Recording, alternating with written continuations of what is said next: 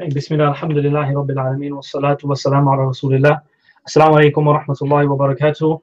Welcome everyone to the second attempt at the final revision session for year 5. Apologies for last week for the poor sound and video and overall quality of the session. We managed to get that sorted. And so hopefully today we will have no issues regarding sound and overall delivery. So without further ado, we'll just jump straight in. I will share my my screen and we'll just go through the slides, and any questions just feel free to post them as and when they come up, and then we'll look to address those at the end of the session, inshallah. So bismillah, let's... Right, so you should all be able to see my presentation now. So we're going to start from the beginning. I know last week we did get maybe up to, I think, slide 9 or section 9, but we're just going to start from the beginning because it was so poor in terms of sound quality. So the first part of the text that we covered, and this was actually covered, Zafar did cover this, but I think there may have been a problem at the end of his session. So I'm just going to very quickly whiz through this part of the text, which is the entire body of a free woman is awra except for her face. So we discussed two really important principles here regarding the approach to the awra and what the Sharia reason, the illah, is for the covering of the awra. And we made a differentiation between inside the prayer, there's a different illah, and covering the awra outside the prayer is a different illah. So we're talking here specifically for women, but inside the prayer, the illah for covering is all about beautification of the slave of Allah, the zina of the person. Outside the prayer, covering the awra is to reduce and prevent fitna. So it's very, very important that when we look at this topic, because here we're in shurut of salah, in the conditions, the preconditions for the salah, and obviously awra, covering of the awra is one of those, that you understand what's been talked about here. We're not talking about awra in general, we're just talking about inside the prayer, because there is a subtle difference between the two and how we approach, and you can see that between these two ilal regarding the covering of the awra. So all scholars agree that the face is not to be covered in salah, but there's a difference on whether the hands and the feet are to cover as well. So the standard Hanbali position, which you can see from the text, is that she must cover her hands and feet, because only the face can be shown.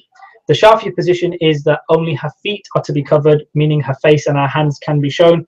However, our class position was that both the hands, the feet, and the face are covered for a woman in salah, and this is the position of Imam Abu Hanifa, the Hanbali school, the Hanafi school, and obviously Ibn Taymiyyah as well, rahimahullah. So that was a class position regarding the awra of a woman. The next section was the covering for men. So the text said, it is recommended for a man to pray in 2 garments, and it is sufficient for him to cover just his minimum awra for supererogatory prayers, but he must also cover one of his shoulders in the obligatory prayer. Okay, so the first section, 2 garments. So in the time of the Prophet ﷺ, they had 2 general garments. The top covering was called the rida, and the bottom covering is the izar. So the bottom covering is like a towel that you put around your waist, and you have one opening for the 2 legs to come out. That's called the izar. It's very similar to what you wear in ihram, or men wear in ihram. It's called the rida and the izar, but they're not restricted to ihram. That type of clothing or that type of covering was very common in the time of the Prophet ﷺ. So that's in terms of the 2 garments that we're going to be talking about. So what they're saying is it's sufficient of, the Hanbali text is saying it's sufficient for a man to cover just his minimum awra, meaning from his navel down to his knees. So that would mean that it's sufficient for him just to wear an izar, meaning that his top covering doesn't have to be worn. So that's the bare minimum in supererogatory prayers, but he must also cover his one of his shoulders in the obligatory prayer. So he needs to wear a rida in an obligatory prayer. So where do we get this differentiation between maximum and minimum? So this hadith of Jabir radiallahu anhu is very, very important, because he had 1 garment and he asked the Prophet ﷺ about praying in it, and the Prophet ﷺ said that if this garment is too tight, then wrap it around your waist. So he knew he was talking about 1 garment. And this is a very critical statement, because if you're wrapping it around your waist, obviously you're only covering from your navel to your knee, meaning the shoulders and the back and the chest is all uncovered. So that's where we get this hadith is very clear in showing what the minimum is. The minimum is from the navel to the knee, and that is the class position. What's recommended, 2 garments. The number of garments is when we say 2 garments, what they mean is covering the rest of the body as well. So we said the minimum covering for a man is the navel to the knees, and anything more on top of that is what is recommended in for the class position. It's really important to know that the statement of Umar radiallahu anhu, he said that, and it's a common thing that we all know, that that's been narrated many times, that if Allah subhanahu wa ta'ala bestows a blessing on a person, he loves for that person to use that blessing to show that Allah has blessed them with a particular thing. Now, in the time of the Prophet sallallahu alaihi wasallam, clothes were a luxury. They're not like how we have it today. We have so many clothes, and we really, to be honest, take it for granted. But in the time of the Prophet sallallahu alaihi wasallam, many clothes was a real blessing. So that's how they understood the approach to clothes, and how they understood the approach to zina. So Umar, when he was talking about zina and covering in salah, he understood it as a manifestation of the blessings of Allah upon you. So the more you wear your clothes are a blessing of Allah, and the more you cover yourself, this is more zina of the human, of the slave. So covering yourself more and more is a display of your gratitude for Allah's blessings upon us. And the more you cover, the more that is recommended, and the more reward that we get. So it's a very nice indication of what zina actually is. Zina is about covering more, is wearing those more clothes that we have been given by Allah subhanahu wa ta'ala. Covering the head. So we see that it's recommended for a man to pray in 2 garments. Covering the head is not mentioned by the Hanbali text. So we went through this, and Shaykh Abu Isa, he said that this is only applicable in societies where covering the head is a sign of nobility or respect. And even in this country, it used to be a sign of nobility and respect to cover the head, but obviously that's not the case anymore. So if a society doesn't recognize the covering of the head as a sign of nobility and respect, then it's not sunnah, it's not recommended to cover the head in the prayer. However, if there is a society or a group of people that do consider covering the head a sign of nobility and respect, then we said yes, then it would become a recommendation and sunnah for you to cover the head as well in the prayer. Okay, so that's the covering for men. We noticed here in the text that there was a difference between supererogatory prayers and obligatory prayers. So the Hanbali text said that in a supererogatory prayer, in a nafil prayer, you only have to cover the minimum, or it's sufficient to cover the minimum. But in the obligatory prayers, you must also cover at least 1 shoulder. So where does this differentiation come from? So this comes from a hadith in Bukhari where the Prophet ﷺ said that one should not pray except with something on his shoulder. So the class position we took on this is that this hadith is general. You can't just restrict this hadith to obligatory prayers. If you're going to use this hadith, then you have to use it in nafil prayers, supererogatory prayers, and obligatory prayers.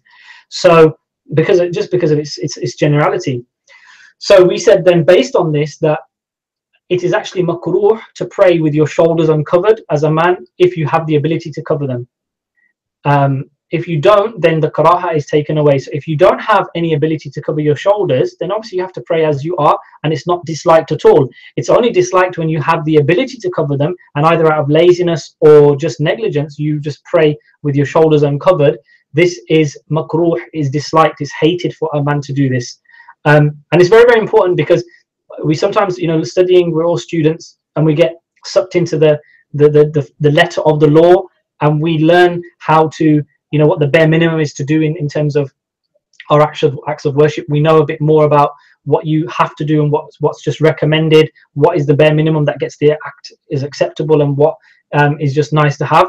And so it's very, very important not to get lost in the fine print of things, because often, if you think about it, before you start studying things, you may do the obligatory, you do all the recommended acts as well, because you don't really know what you can leave out, what you can't leave out, and so you do all of them. But then when you start studying, you start leaving out some of the recommended acts. This is a big, big problem, because when you don't know, you do all the actions, the obligatory and the recommended actions, and then when you start studying, you start leaving out the recommended action. Now, I'm not just talking about covering, I'm talking about just general in every aspect of our lives. The more we learn, it shouldn't be to get shortcuts, and it shouldn't be to just, get ways around things. Okay, we do know that what's the minimum and what we can do, the bare minimum, but that's only really there for our knowledge, to help other people if they need that help, and to help ourselves out of a difficult situation if we find ourselves in them. But we should not be just leaving out recommended parts of worship or any parts of our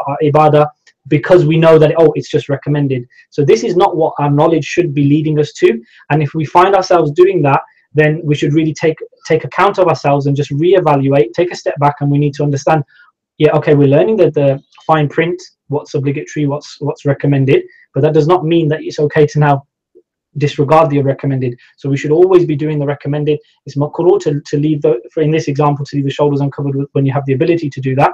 And so this should be our attitude. So that was a very important point which Sheikh Abu Isa mentioned at this point as well.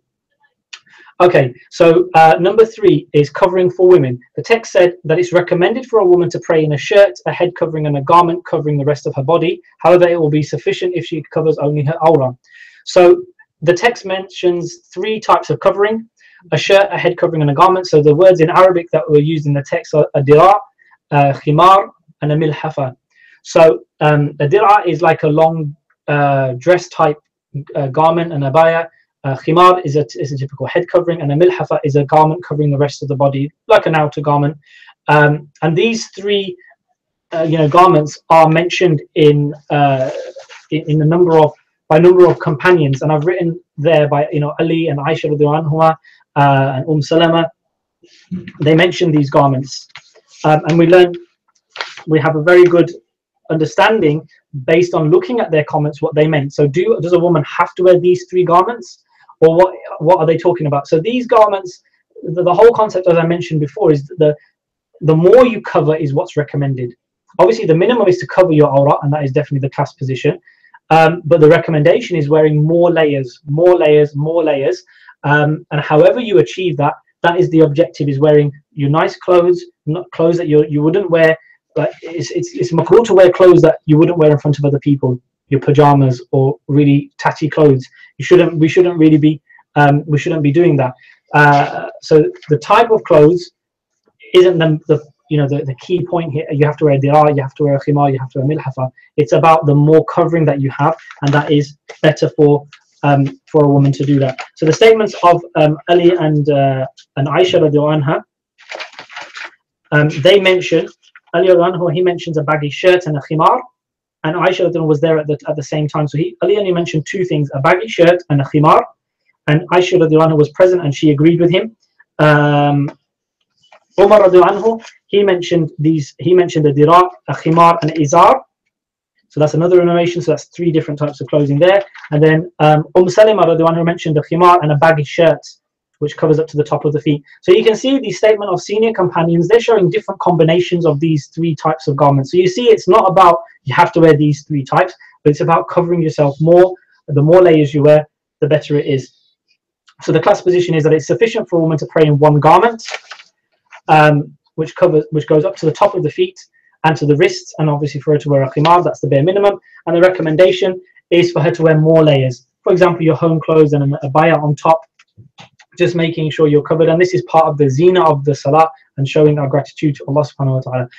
We also notice here in the covering for women, there's no differentiation between the nafil, salah, supererogatory, and obligatory prayers. And that's correct from our class position in the section of men. It follows correct here that we do not differentiate between the covering between nafil and obligatory prayers. We say that the minimum is the minimum for all prayers, and the recommendation is the recommendation for all prayers. Okay, so the next section is uncovering the awrah in salah. So the class text said they must repeat the prayer. The person praying must repeat the prayer if one's awrah becomes significantly uncovered. So the word for significant in Arabic is fahsha, from the root letters fahasha, and this means something big, something significant, something very obvious. It has outrageous, so it has shock associated to it, and outrageous sins are often referred to as fahsha. So this is kind of where it comes from, a linguistic basis. The text has been translated as significantly uncovered, but at the end of the day, there's no real definition of what shocking is or what significant is. There's no definition of that. And we know that in the Sharia, when things are not defined in the Sharia, then the customs of the people will help define those things. But the key point to mention here is that we always have to come from a base position of the Sharia. So in some, some cultures, a woman just covering half of her head is very, very normal. But we wouldn't, and so obviously half her head being shown would not be shocking, because that's quite normal. But we would not, that shock is not taken into consideration here, because obviously half the head for a woman being shown, that is haram for a woman to show half her head, and so we wouldn't use that as a starting point. So shock in terms of taking the Sharia as the base position. The next thing we have to consider as well, it's not just any type of awrah what's being shown. There's two things: the time that the awrah is uncovered for, and the amount of the awrah that becomes uncovered.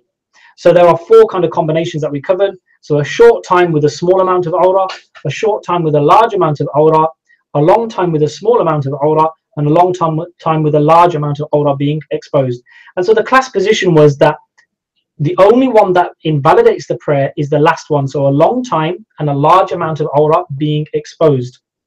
And this class is even if it is found afterwards. If you find after the salah that a significant amount of awrah was being shown for a long time, then if you find out after the salah, you would have to repeat the prayer. Every other combination, long time, small amount, short time, large amount, short time, small amount, these would not invalidate the prayer. We need both the time element and the amount element to be combined in order for the awrah exposing of the awrah to invalidate the prayer. What's a long time? Again, same thing as shocking and significant. It's not defined. So it's a judgment call that a person has to make. And Sheikh Abu Isa, he mentioned 10 seconds is a long time. Imagine a guy is praying and his trousers fall down. 10 seconds is a long, long time. If you count it, it's a very long time. So, we have to make a judgment call. What's a long time for someone's awrah to be exposed? And that's a judgment call we have to make. It's important to note that deliberately uncovering the awrah invalidates the prayer immediately, regardless of time and amount. That's got nothing to do with it, because this is a deliberate act. It's a deliberate affront to the salah, really. And so it's something important to bear in mind. And this also covers clothing which is likely to expose your awrah. Like if you know that your awrah is going to be exposed, a significant amount of your awrah is going to be exposed because of wearing a particular clothing, you take responsibility for that. You know that that's going to happen, and so you shouldn't wear that, or you should cover it in order when you prepare for salah. So it's not just about deliberate. It's also about deliberately uncovering it, but it's also about deliberately wearing clothes which would lead to that happening as well. There was an interesting narration in this section where there was a narration of a group of companions when one was leading. Women could see, when the men went into sajda, they could see some of the private parts of the men when they were making sajda. And so we discussed this whole scenario, and is an important kind of qaida or a principle that we learned, that just because obviously a group of companions saying something is okay, it doesn't necessarily automatically become an established evidence. You have to look at which companion said it. Were they new Muslims? Were the senior companions there to maybe give their rubber stamp of approval? Because not all the companions are the same.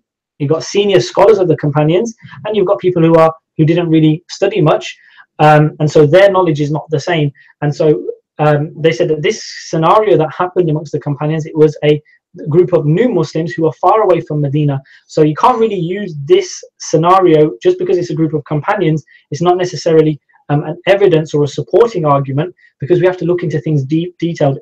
So we have to, not every statement of the companion is an evidence in and of itself. We have to look into things a bit more nuanced. Who were they? How long had they accepted Islam? So on and so forth. Okay, now moving on, section 5, unlawful garments. So we're talking about repeating the prayer. So one has to repeat the prayer according to the Hanbali madhab if they pray in an unlawful garment. So what is an unlawful garment? So we discussed 4 types of unlawful garments. So one is how it was obtained, for example, stealing or through fraud. Number 2, its intrinsic nature of the garment, so pigskin or it's got pictures on. Number 3, we'll discuss pictures later, section 9 I think it is. Number 3, how it is worn. So for example, cross-dressing. So a woman's clothes worn by a man, this is an unlawful garment for a man to wear. and then vice versa. And then the fourth one is the specific price of a garment being haram. So this is just referring to an invalid contract, that both the buyer, so the buyer's got stolen money and the seller knows that the money was haram as well, and he deliberately he makes a contract with the buyer knowing that the money was haram. Then this contract would be invalid because the buyer has bought the garment with stolen money. Now normally if the seller doesn't know, then the contract would be valid, but if the seller knew, then this contract would be invalid. So if the contract is invalid, then the Hanbali madhab said this garment would be an unlawful one. So how do we understand this concept of unlawful garments? Unlawful garment is a very established principle. However, we said the class position was that the two are unrelated, meaning the lawfulness of a garment and the validity of the prayer are two things which are not related in terms of affecting one another. Wearing an unlawful garment is obviously a sin, but that sin does not invalidate the prayer or the validity of the prayer. So it's like fasting without praying. You hear some people saying there's no point fasting if you're not going to pray. But the reality, obviously, a person who's not praying, their fasting is going to be, the status of their fast is going to be massively reduced. But the concept here is that praying is not a prerequisite for fasting.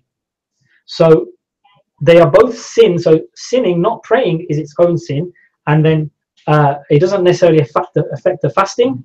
So we have to keep the two separate. So someone who cross-dresses or someone who wears a stolen garment, then yeah, it's punishment. It's a sinful act for them to wear an unlawful garment, but their prayer would be technically valid because the obligation is covering the awrah. So as long as you cover the awrah, that is the objective that has been covered, has been achieved, and the sin for the impermissible garment is looked upon separately. So that's the class position there. The two are separate. Now, what do you do if you've got nothing to wear? You've got nothing to wear. How would you deal with that? So is it permissible to steal a garment? And we said no, it's not permissible to steal a garment, even in necessity, because we can't start. If we open this door, then stealing people's property in order to fulfill necessities is it's a slippery slope. If you just need common sense. Like if you had nothing to wear and you saw someone's clothes on a washing line, if you took them and covered yourself, and obviously you don't leave the place, that's not stealing, but then when the owner comes, you speak to them and you say, look, I had to do this. I'm sure that the owner would not have a problem with you. Stealing is obviously to take it and actually leave deliberately. Stealing has got an intention behind it as well. So we have to use common sense. But to steal a garment to pray is just because of a necessity. It would only be a necessity if you'd only be allowed to do it if you were going to die of cold, for example. So that's important part to remember. If someone asks about praying in an impermissible garment before or after the prayer, so this is an important one because okay, we've learned now that an unlawful garment does not affect the validity of the prayer. So this comes back to what I mentioned before, that okay, the legal validity of things, what's the bare minimum to make something valid, but we don't operate like that in our deen. We don't just offer Allah the bare minimum. We only do that if we have no other choice. So if someone came to you asking you about wearing an impermissible garment in the prayer, it wouldn't be right for you to say, okay, no, you can wear an impermissible garment, so carry on praying. If they came to you before the prayer, then you should not say to them, yeah, your prayer will be valid. Yeah, but after the prayer, if they came to you and they said to you, oh, I prayed in an impermissible garment, you would just tell them, you would not have to repeat the prayer. So this is where our scholars and our teachers have got so much experience and a lot of understanding of our Sharia, that we are here in class learning some of these black and white technical details, but the application when it comes to real life scenarios, there's a lot of deep understanding, and we have to appreciate that. And just because we learn something in the class, we still have to have that caution. So if someone came to you before the prayer, you would not say to them, yeah, the prayer will be valid, and pray. That wouldn't be the right thing to do, because we don't want people doing that. They should not be praying in the unlawful garment. But after the prayer, you'd say to them, no, they wouldn't have to repeat it because it's done now. So they wouldn't have to repeat the prayer. So that was, again, another very beneficial and important principle that we covered in the class. So again, we're still on repeating the prayer. So now we're talking about if it's an impure garment. So if you pray in an impure garment, you have to repeat the prayer according to the Hanbali madhab. So we analyze this into detail. There's a general principle in the Sharia that large amount of impurity you have to repeat the prayer. A small amount of impurity is overlooked.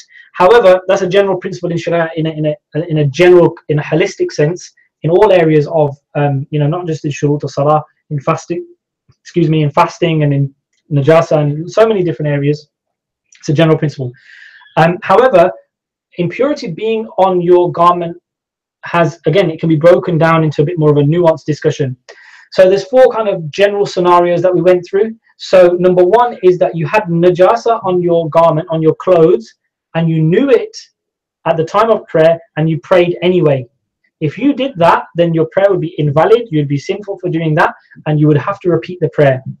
The second scenario is that you didn't know the substance on your clothes was najis, or you found out after the prayer that, oh, I had najis on my clothes, so you didn't know.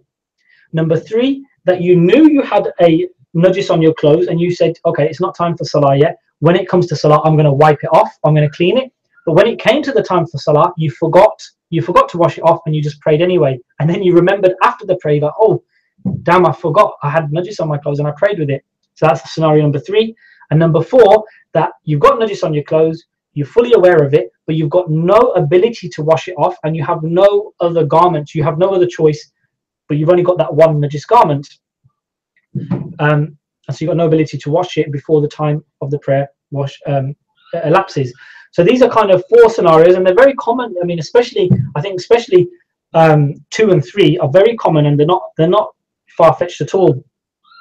The Hanbali position is saying that all 4 you have to repeat the prayer. But the class position we said is that only number 1 you'd have to repeat the prayer, and I think that makes sense. You knowingly know you've got najis on your clothes and you deliberately just pray anyway. That's a sin, and you should repeat the prayer. Absolutely. However, the other ones, even the one about you forgot to wash it, you knew about it, but you didn't wash it off straight away, and then you forgot later, even that we say we do not have to repeat the prayer. Why? Because in the last ayah, Surah Al-Baqarah, Allah subhanahu wa ta'ala, He says that we say it's a dua that, oh Allah, forgive us if we forget or we make a mistake. We are negligent in nature as human beings. And the question is, are we blameworthy because we forgot to wash something off? And we ended it straight away. We forgot doing it straight away. We didn't do it straight away, and then we ended up forgetting. And we say, no, it's quite okay to forget because that's human nature. We said, and there was a nice example that was given, that it's not obligatory to do wudu at the beginning of a prayer time. And the wudu is more important than washing najis off the clothes. And therefore, if wudu is not an obligation to do at the beginning of the start of the prayer time, it's only an obligation to do when you're going to pray. If that's not an obligation to do before well in advance, then washing your najasa off your clothes is not an obligation to do well in advance. The obligation is to wash that najasa off just about before you're about to pray. Likewise, to do wudu just before you are about to pray. So likewise, if we're not going to put the obligation you have to do wudu at the start of the prayer time, we're not going to say you have to wash off or you're required to wash off najasa at the beginning of the prayer time as well. So it's quite okay to forget. You were planning to, you were busy, or even if you only say, okay, I'll wash it off when I come to pray, and then you forgot. That's our human nature, and so we say that this is something to not to do again, obviously, but we are in our nature, we forget and we make mistakes, and the ayah covers that. However, the Hanbali text goes on for the next part of the author's statement. One does not repeat, though, if they are confined in an impure place. So their clothes are pure. Now we're talking about confined. They're like, let's say they're in prison and their whole floor is najis. There's all najis on their floor. What do they do with this? So there's a hadith of the Prophet ﷺ, Allah subhanahu wa ta'ala says He's overlooked mistakes and forgetfulness made by the ummah of the Prophet ﷺ due to coercion. They're forced. So when we're looking at impurity, if you remember, there was 2 types. There's dry impurity and there's wet impurity.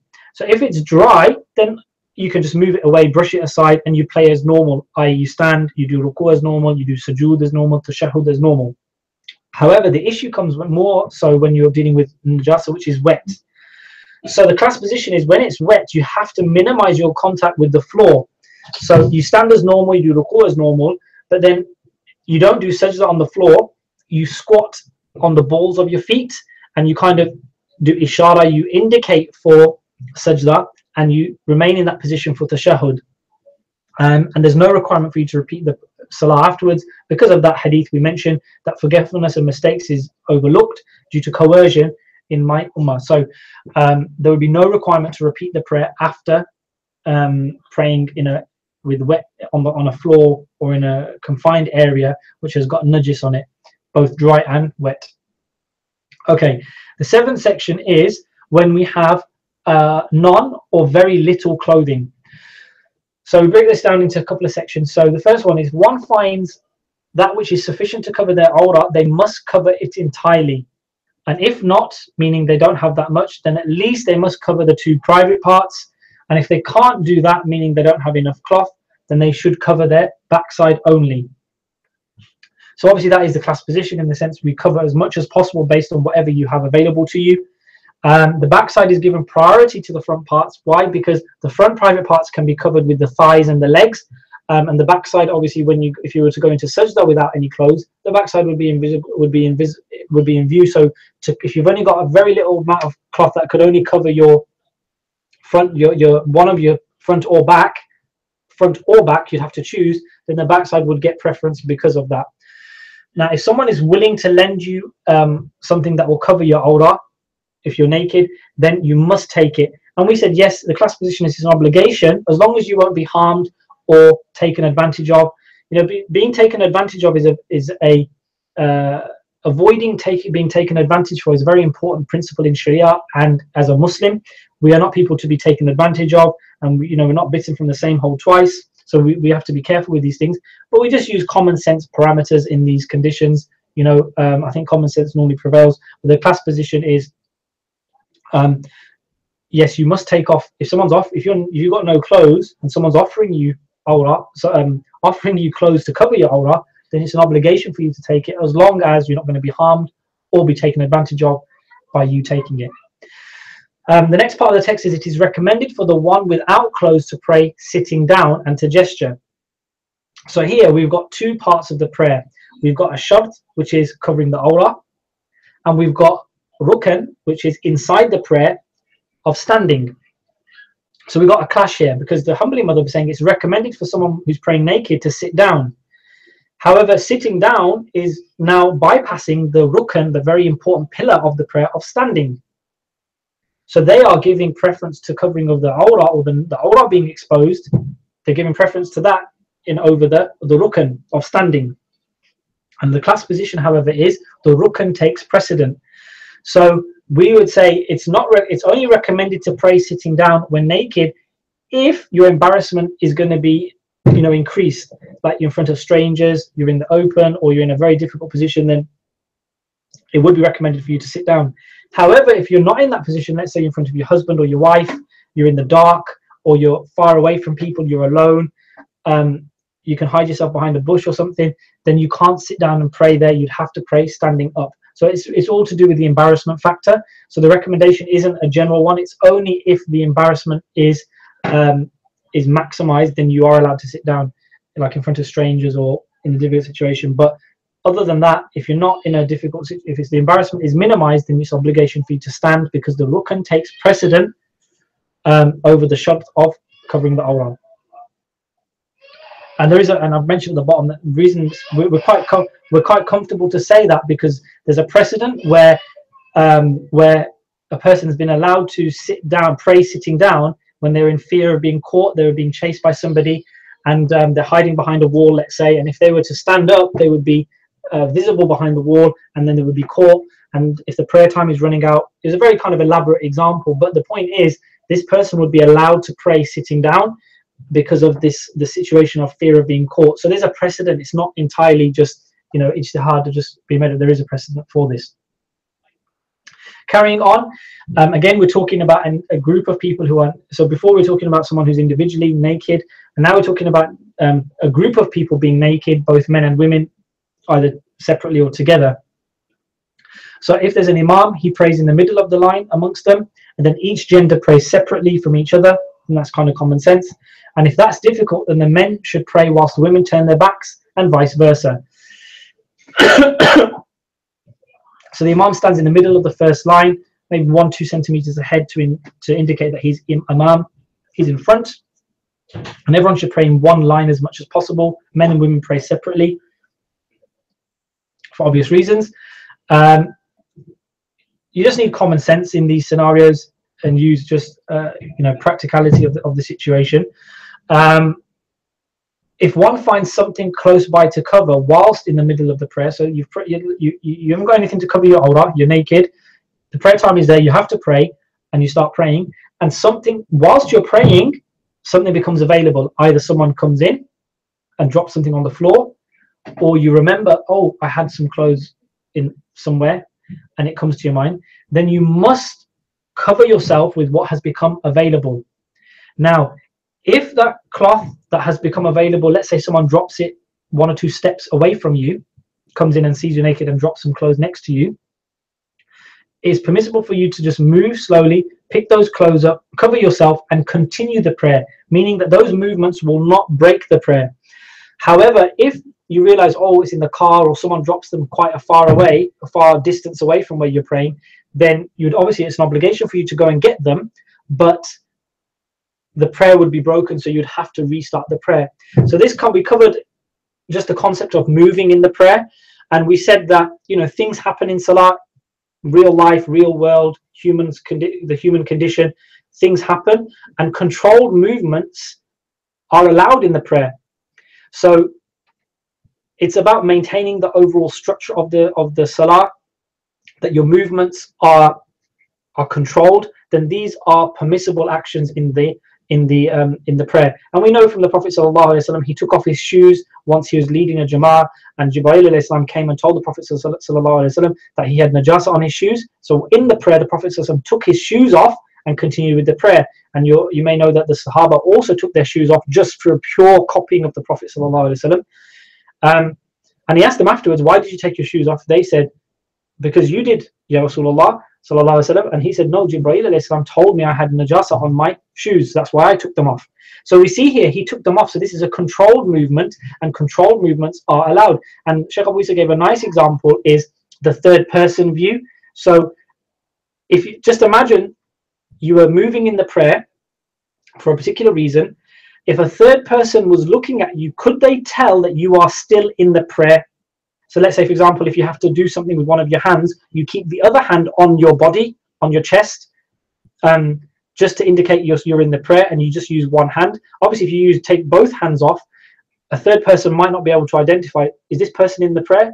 It doesn't look like they're in the prayer. So that third person view, if they would look at you and say, no, that person's not in the prayer, then that's an indication that those movements are probably in excess of what maintains the structure of the prayer. Whereas if a third person was to look at you moving and was to case the person, no, this person is definitely in the prayer, they're just sorting something out, turning their phone off silent, for example, whatever it might be, then that's an indication that the prayer is in its structure still maintained. So it's a judgment call, and those controlled movements are allowed. That's why something close by, you can get that in a controlled way, put it on, cover yourself, and then carry on with the prayer. But moving far away, then the control of the prayer has now gone, and you have to restart the prayer. So that, I hope, explains where that comes from, and I hope we can all benefit from that in our prayer, because real life is real life, as you know. Okay. So that's that section. Dislike clothing. Okay, so it is disliked in the prayer too, where the following 6 items, or 6 methods, or 6 types of wearing clothes. So run through them very quickly. To let the garments drape or hang too loosely, wear a garment without any opening, or to wear it too tightly, to cover the face entirely, to mask your mouth or your nose, to draw up your sleeves or garments or fold them up, or to tie a cincture around yourself. So these are kind of abstract words in Arabic that we studied, and there's a number of ilal regarding why the Prophet ﷺ said it's disliked for you to do these things. So the key points to consider regarding all of these items is that it's about the zina of the prayer, maintaining the look of the prayer in a respectful, in an appropriate, in a correct manner. So looking odd, wearing things in a disrespectful manner, dressing in an inappropriate way, potential risk of exposing your awrah. These are the ilal, or the reasons, the Sharia reasons as to why the Prophet ﷺ has disliked doing these things with your clothes. So letting the garments drape too loosely or hang too loosely, we said the ilal for this is the awrah being exposed. If it's too loose and hanging too loosely, just a strong wind could expose your awrah. So again, it's that risk is disliked for us to do that. Likewise, wearing a garment without any opening. So imagine you're naked and you have one big garment and it's got no holes for the arms or the head or the legs. You just have to wrap it around you. Then imagine to get your arms out of that garment, then you'd have to put your arms down and up and come out of the garment. And as you lift your hands up under the bottom of the garment, you know, if you're not wearing anything underneath, then there's a likelihood you could potentially expose your awrah. So that's why this wearing a garment without any opening or too tightly can risk to your awrah being exposed. Too tightly would mean that your hands aren't free. And as you know, in the prayer, if someone is going to come across you, you're allowed to stop them. If you see a harmful animal, you're allowed to get rid of it or kill the animal to move it away. Then your hands need to be free in case something happens. And too tightly would obviously stop that, stops the kind of, you know, giving the beauty of the prayer and being able to do what you need to in the prayer.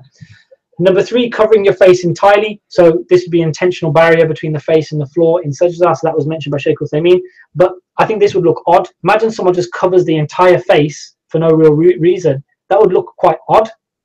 And so looking odd in the prayer is totally against the concept of zina, is beautifying ourselves, looking the best, looking correct, looking appropriate. So that's what we said regarding that. Wearing a mask on your mouth and nose, same reason as I just said. However, it is permissible if there's a justifiable reason.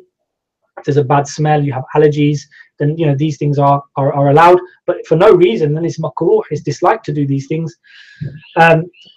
Drawing up your sleeves or garments or folding them up. So we see a lot of people, especially men, they come into the masjid and they may roll their trousers up before they pray. So we said that this rolling up is disliked. Why? Because it's not the correct way of wearing your trousers, or it's looking odd. And so obviously that takes away from the zina. But the reason people do that is because they think it's obligatory for them to for them to not allow something to hang below their ankles, which we're going to cover in a moment. We'll cover isbal in a moment, but there's a conflict there because drawing up is not allowed, it's disliked, and isbal is obligated to stop your things being covering your ankles. So what do you do with this conflict? And we're going to cover that on the next slide, inshallah. And then the cincture around yourself. So this is like tying one of those ropes, like the Jews and the Christians. So it's disliked to do that kind of thing in terms of the clothes that you're wearing. And a very important point for the students, all of us, was the concept of karaha. Karaha literally means something that's disliked, something that's hated, meaning less than haram. Now, we have to look in the history of the scholarship in Islam, that when the Salaf say karaha, they normally mean haram. So if a scholar from the Salaf says something has got karaha in it, they don't mean dislike, they mean it's actually haram. However, the Khalaf, the people who came after the first 3 generations, they were now codifying madhabs, getting things in a very kind of procedural way. The schools were forming, they needed terminology of this, that, and the other. So if the Khalaf, a scholar from the Khalaf mentions karaha or makruh, they actually mean makruh in terms of being disliked, i.e. not haram. Whereas if the Salaf did, then it was in early, fiqh hadn't been codified in such a comprehensive way. And so karaha was the same thing as haram. So when you're reading works of scholars and when you, depending who's saying it, you just need to understand, you can't just say karaha means disliked, you need to know who's saying it, and then that will help us a lot. So we said that the class position is that if it's the style of society, then it's permissible. Why? Because it wouldn't look odd, it wouldn't look inappropriate. The style of society has an impact. As I mentioned, you don't wear clothes in the prayer you wouldn't wear in front of your boss, or you wouldn't go in front of people. You wouldn't do that. So the normal principle of taking full zina when praying, dressing appropriately, and things that risk the exposure of the awrah are disliked, as that would make sense. So I said we're going to go on to now the concept of isbal, which is keeping your clothes above the ankles, and the conflict or the apparent conflict regarding drawing up sleeves or garments on your trousers, folding them up. We're going to do that kind of reconciliation now. But as you can see at the bottom here of this slide, the hadith of Bukhari of the Prophet ﷺ, he said that he commanded us to pray upon 7 bones, make sajda upon 7 bones, and to not fold up our clothes or our hair. So this is where this comes from. So we're just going to now kind of reconcile between the concept of isbal, which is bringing your clothes above your ankles, and where does this come from and how do we understand it. So there's two kind of, in a generic sense, there's 2 types of narrations. There's a narration regarding bringing your clothes above the ankles, which are where the Prophet ﷺ said, the person who does it out of arrogance, who drags their garment behind them, there's a very specific punishment for them, that Allah subhanahu wa ta'ala will not look at them, he will not purify them, and he will not speak to them, he will not look at them, and he will not purify them. So this is regarding the prohibition of dragging a garment behind you, and that's a specific narration. And then we have other narrations which are a bit more general, where the Prophet ﷺ said whatever is below the ankle is in the fire, and that's a general statement. And so some scholars have used the usul, the principle in Sharia, which is that a specific narration will specify a general narration. So how would that be applied here? It would mean that whatever is below the fire is below the ankles is in the fire. That's a general statement. That is then specified by dragging the garment behind you. So that would mean that this prohibition only applies to dragging garments behind you. Now, obviously, trousers are never dragged behind the person. This is more for like robes or clothes which really only have one leg opening, one opening for the 2 legs, like your traditional thobe or your izhar. Those are the ones which are normally dragged behind you. So some scholars have said that this prohibition of things dropping below the ankles is specified by dragging things behind. However, the really important usul is, because specifying the general is, we've learned that before, but what we learned in this section was, for the first time, that sometimes the specific doesn't always specify the general narration. Sometimes they both, in usul, they can remain, those narrations can remain as they are. A general ruling, a general narration can remain as it is, that whatever is below the ankles is in the fire, and then the specific one basically just entails getting extra punishment or more punishment. But they both are valid, meaning it's still a general, anything below the ankles is in the fire, and anything, and then the specific one, dragging it behind you, entails more punishment. So this is an important usul, not just here, I'm just talking generally regarding a specific narration and a general narration, how we understand them, because we've always said previously that the specific will specify the general. Now that might not always be the case, because they can exist as independent entities and still have they can still be applicable independently. So that was a very important usul, and I'm sure we'll learn how this applies more and more as we continue in the class. What was the class position having discussed this? We said that rolling up the trousers for salah, you should, at the end of the day, if you believe it's haram to have the trousers below the ankles, then it should be done at all times, not just the prayer. You shouldn't do it just for the prayer. However, the class position is that rolling the things dropping below the ankles, it only applies to garments, lower garments, which have a single hole for the 2 legs, not for trousers, because trousers are not made for going below the ankles. And this was the opinion of Sheikh Abu Isa's teacher. So it doesn't apply to trousers. It only applies to those garments like thobes, or it applies to things like the izhar, which have got one hole for the 2 legs. They're the ones which is haram for you to go below the ankles, and is a sign of kibar, and is a sign of haughtiness, and that is not allowed. It does not apply to trousers. So rolling up in salah, you shouldn't roll your trousers up in salah, if you believe it's haram, then for trousers, some people obviously do, and that's fine, then they should do that all the time, not just in the prayer. And we did say that rolling up is part of, if it's part of culture, or it is already rolled up before you came to the salah, then it is permissible, but it's always safer to remain on the side of caution, to avoid these things. These things are disliked, and to avoid them as much as possible is the best. But the class position regarding isbal, rolling above trousers, rolling above the ankles, we've said that it only applies to a garment with one hole for the 2 legs. It does not apply to modern day trousers, and Allah subhanahu wa ta'ala knows best. Okay, the next part of the class text was, it is impermissible to be arrogant due to one's clothing or in other things. Now, obviously, kibr is a major sin, and it's actually an action of the heart. That's the key thing to it. I think this will help understand this this part, because we're into a lot of discussion. Because we said the class position was that it's very natural to wear clothes that are nice, that look good, and actually also to want others to like what you wear. There's nothing wrong in that at all. Wearing clothes that you know other people respect, wanting a good response from other people, a positive response. This is not arrogance. What is arrogance is if you look down on others because they don't dress like you do, or you think that what you wear has made you better than other people in some crazy way, or you think, for example, you deserve having the clothes that you have from something that you have done. This is all leading to ingratitude and kibr. Kufr is another word for ungratitude. Is covering up the favors of Allah, and so you can't be grateful. You can't be arrogant and grateful. The two things don't go together. So the more grateful you are, it's impossible for you to be arrogant as well. So we said that it's natural. Where is the line where wearing these nice clothes and wanting to look good and wanting to be respected and to have a positive response from people, where does that then cross over into the line of arrogance? This line we couldn't define in class, and really I don't think anyone can define this line, because kibr is an action of the heart. It's not an action of, it's not a physical action, because one action, like wearing clothes, that could be a rewardable action if you do it with gratitude, and the same action of wearing the clothes can be a punishable action if you do it with the intention of kibr, of thinking yourself better than others. So the outward manifestation of your clothing isn't really the key point. The key point is what's in the heart. The intention is key. And likewise, this goes with other things, watches and rings.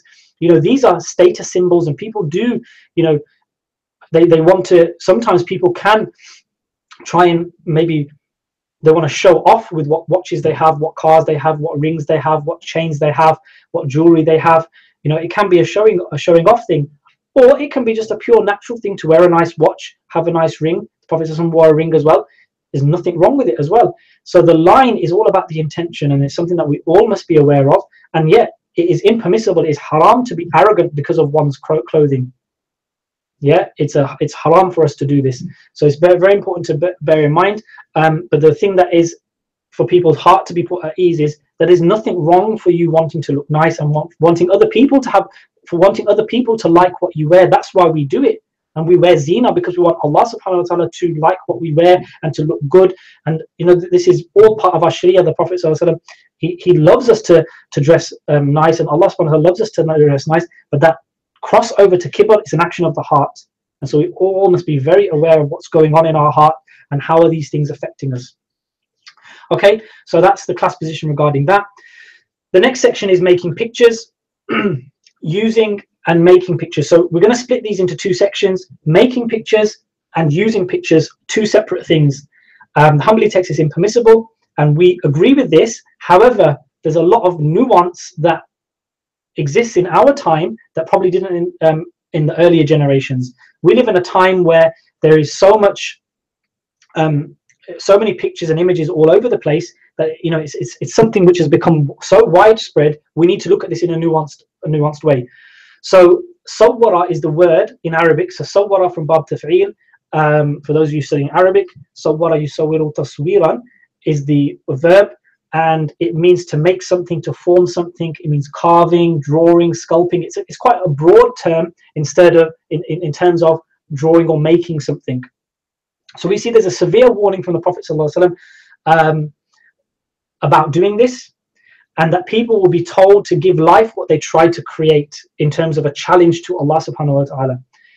People who are doing clear challenges to Allah in their arrogance and their audacity to say that who is Allah, I can create, a'udhu billah, and then they make these statues, they do these drawings. This is a severe warning by the Prophet ﷺ about this. Now, we need to look, what's the illah? What is the reason behind their prohibition? And there's two main things that we need to always keep in our mind when we're talking about making pictures or using pictures.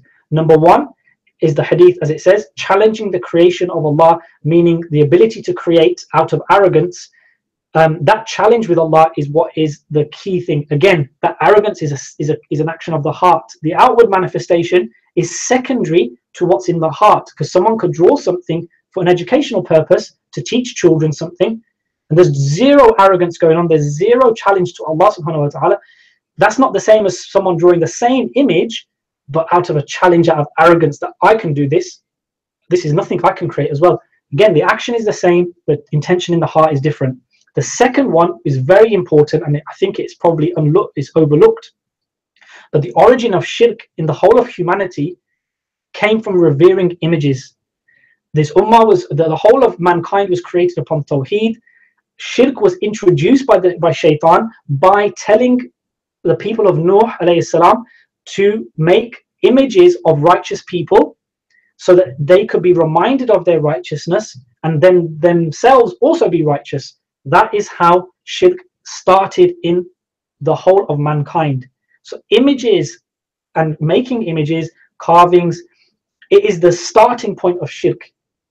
So as you know, something which is haram in a lot, then obviously what leads to it is also haram. So, you know, shirk is the biggest sin known to mankind. It's the biggest sin known to mankind. So obviously what leads to it is also going to be treated with severity. So as long as you keep these two things in your mind, then when you analyze the whole concept of pictures and images, you've got some reference point and a benchmark. So let's go into the class position. So the class position regarding making images, physical carvings like statue sculpting, that's primarily what is haram. 2D images like drawing and sketching, then this is permissible as long as there's no arrogance and challenge Allah. It's all about what's going on in the heart. Drawing and sketching, as long as you're not challenging Allah and being arrogant in terms of your ability to quote unquote trying to recreate, then it's permissible. And as you know, images are so widespread. Generally, this is not really the case today. People aren't drawing to be a challenge or an affront to Allah subhanahu wa ta'ala. However, if it does have that in the heart, then this will be haram. So intention plays a very important part in a very nuanced discussion. Things that are not real or don't have life, landscapes, cartoons, mythical creatures, they are permissible to draw because they're not real creatures. You're not challenging Allah's what He's actually created. Photography, we said it can't be haram because you're not drawing the creation of Allah. You're capturing the exact creation of Allah. You're not recreating it. You're just capturing what Allah has created. And there's there's no major effort involved. And anyone, you know, when you study bab sarf in Arabic, bab taf'il sarrafa yusarrifu, which is where sawwara yusawwiru comes from. This indicates effort. This bab, this sarf bab indicates effort. So, you know, clicking a camera button doesn't require any effort. All the effort is in the machine. Anyone can do that. So that's another indication as to why, you know, photography can't really be classed as haram. Allah subhanahu wa ta'ala knows this, but that is the class position. So intention is very important. Now, using images, again, it's so widespread today, it causes such great difficulty on people without this nuance. And what we said is displaying images on your walls out of respect of people, then we said this is not allowed. Because remember, showing respect and honor to images is where shirk all started from. So we should not be putting images up out of respect and honor to people. That's where shirk started. And you know what? In the time of Nuh alayhi salam, it was all innocent. It was all innocent to remind themselves of righteousness of these men who had passed away. But then it led many, many generations down into shirk. So we're not saying that's going to happen, but we stop it right at the beginning. And that's why it's not permissible to show images out of respect and honor, putting images up. Images which are stored away, then that's permissible in albums and kept covered. That's fine. And obviously we have to bear in mind as well, angels don't come into the houses where these images are displayed. And another important point to note is that these images are it's only the image in the room, so it's not the angels don't come into the whole house, it will just be into that room.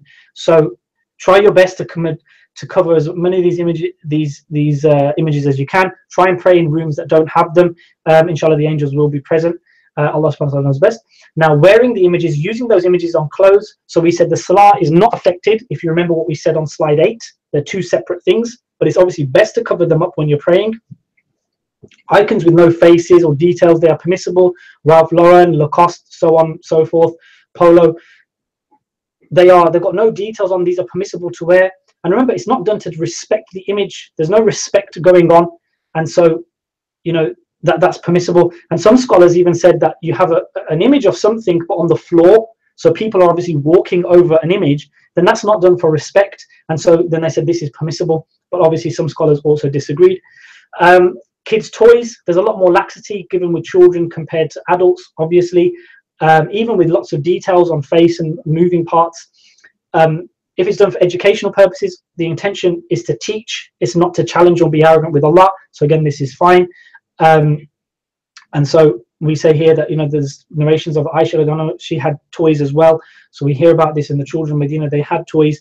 And so there's some laxity regarding toys, children's toys. But just remember those two concepts which I mentioned at the beginning. Okay, we're nearly done.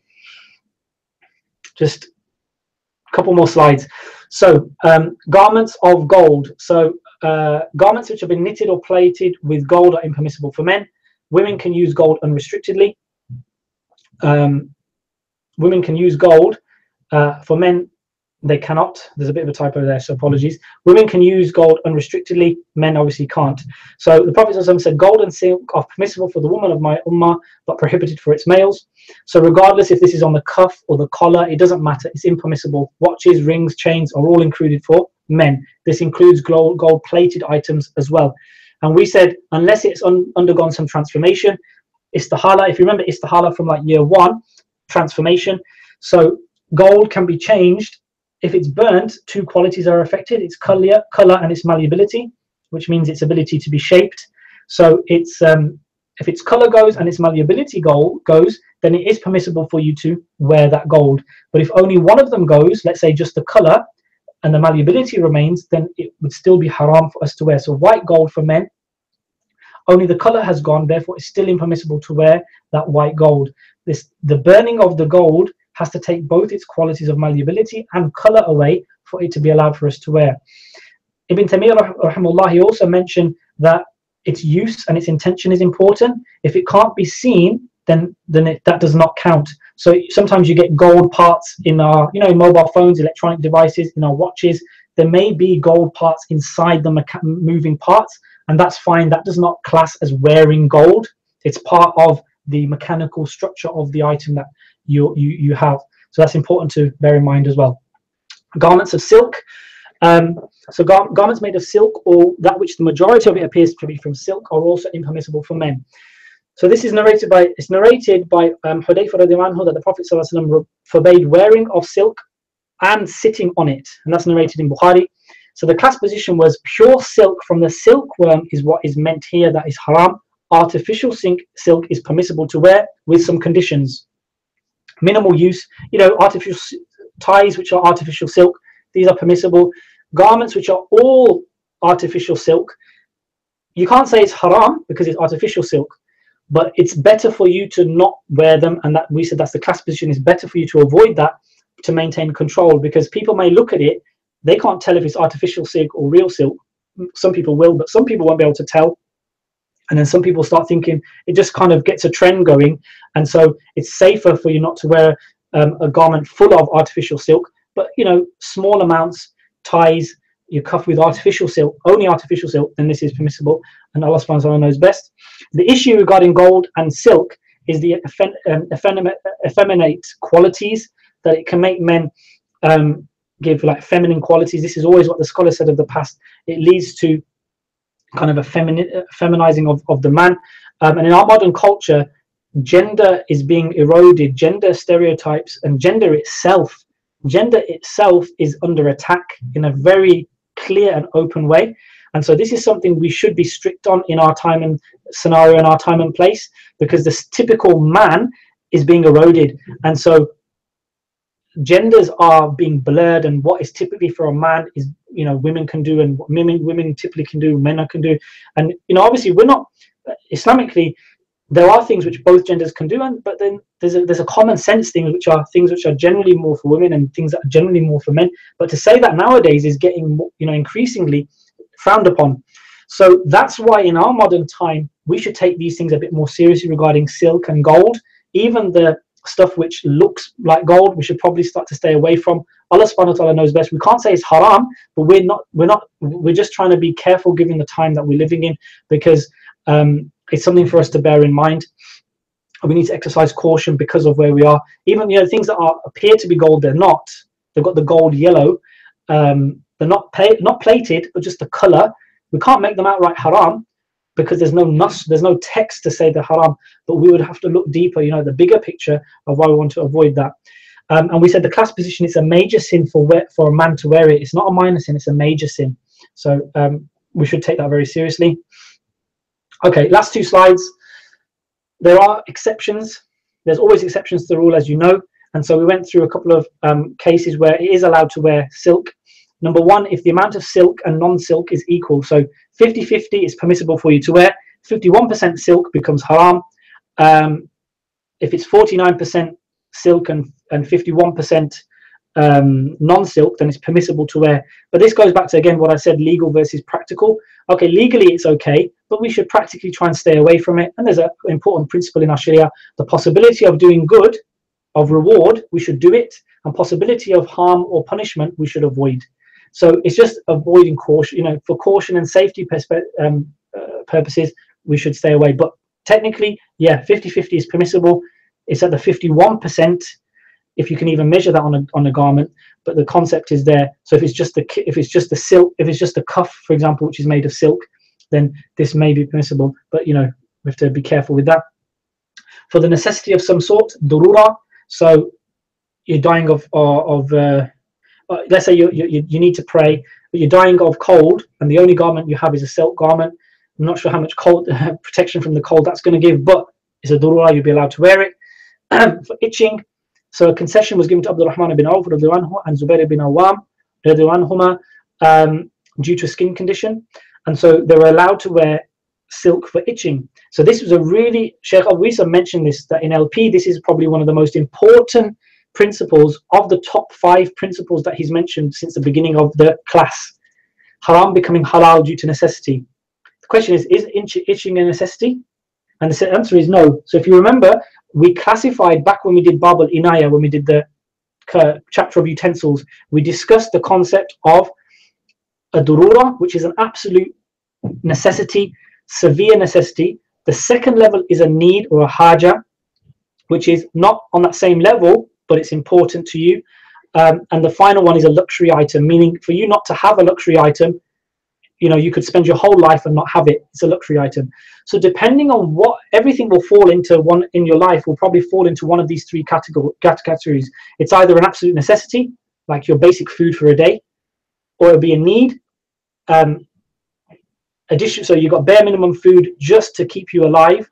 A need is obviously having above that basic food. That's a need.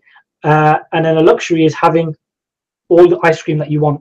Now, all the ice cream you want, you can never eat it and you'll be fine. But your need and your durura, your need and necessity, they're the ones which come into play. But just understand, necessity is the top level, severe, let's say life and death. Need is not life and death, but it's a very important. And the final one is luxury. So with that in mind, there's also 2 types of haram. So what I just said regarding the 3 sections, that is the type of scenario the person is in. Now the scenario is going to allow the haram or not. Now we need to look at the type of haram we're looking at. Okay, we're shifting our focus. There's 2 types of haram. In and of it, something which is haram in and of itself, for example, alcohol. And then there's things which lead to haram. So for example, sitting at a table with alcohol on it. Sitting at a table is permissible. With alcohol on it, you're not drinking the alcohol, but the Prophet ﷺ forbade us from doing this. But the 2 are not the same. The 2 are not the same in terms of the severity. One is in and of itself haram. Alcohol itself is haram. But sitting at the table is something that is going to lead you to alcohol. So what we said is that number 2 is not as severe as number 1. Sitting at the table with alcohol on is not as severe in terms of its warning and punishment or for us to avoid as alcohol itself. I think that's understood.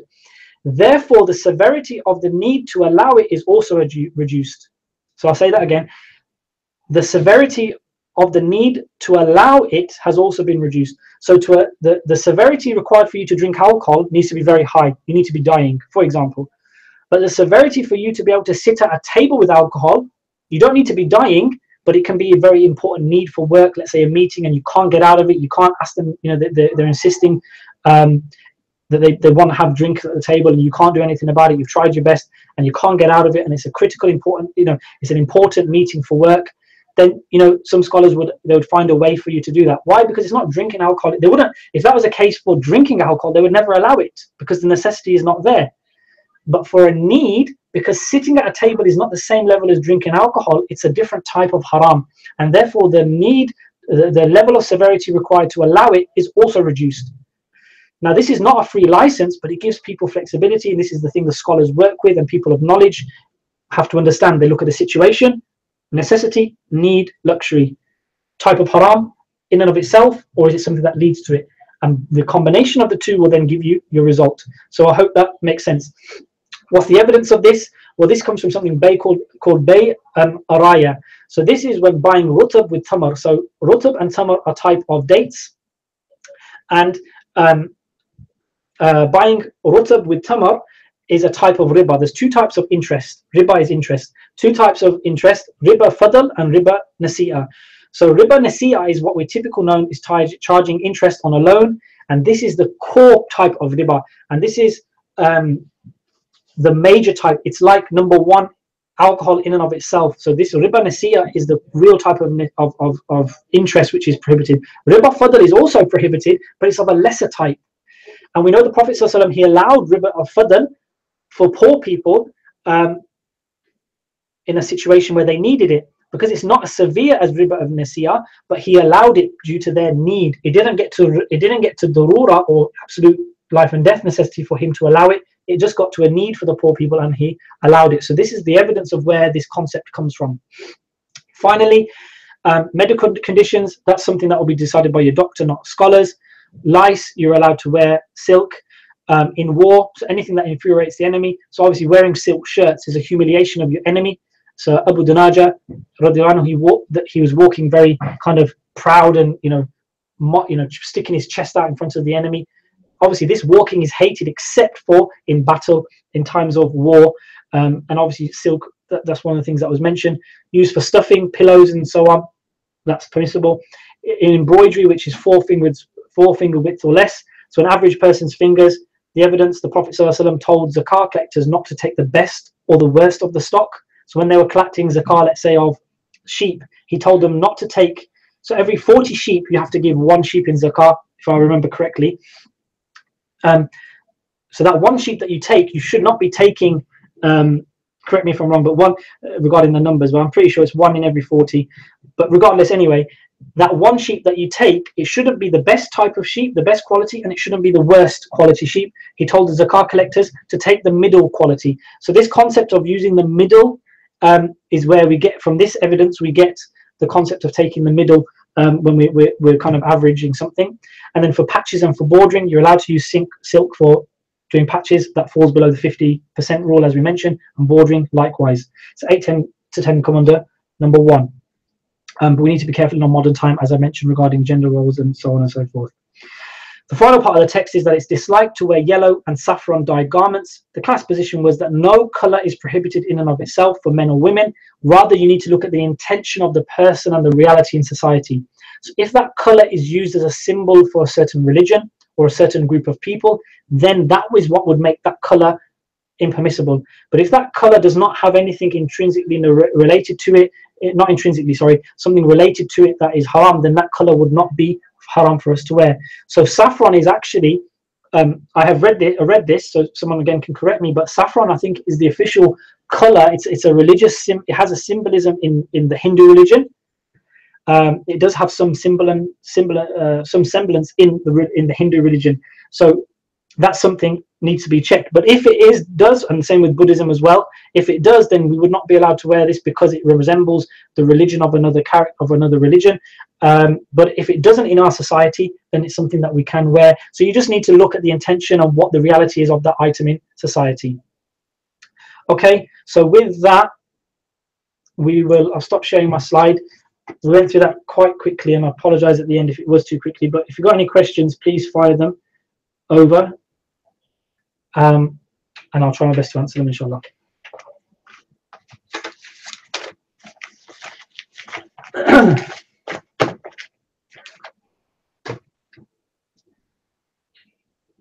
So whilst we're waiting for any questions, I'll do a couple of announcements. So the first thing is the mock exam will be available on the 2nd of September.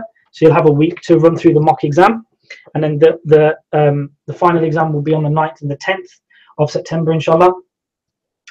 The transcribed notes will be coming up onto the portal as and when they are ready. So always keep your eye, keep refreshing, and you will see them coming up there. The audio and podcasts are all up on the portal as well. So that should all be available. And my slide, which I just went through, that will be uploaded within the next few days, inshallah, for you to use. Okay, well, first question. So when praying at home, as it is advisable to delay the Isha prayer, does one need to make up the prayer if she starts menstruating? I don't know the answer to this question. Is a simple answer. So I'll try and find that out, and I'll relook at our notes from Bab al-Hayd and see if I can put that on the portal afterwards, inshallah. Next question: did Sheikh Abu Isa mention the case of a woman praying with her niqab on in a crowded place with men and women praying together? I believe he did mention something regarding that, but I can't remember off the top of my head. We'd have to go back to video. I'll tell you, it would be video. Check out video 20.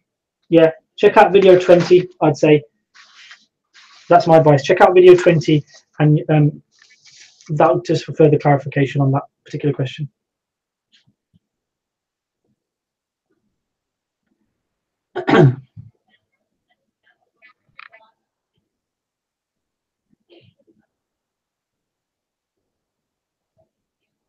Any other questions? As we can call it a day. Okay, I think that's it. So jazakumullah khair everyone for attending. I hope it was beneficial.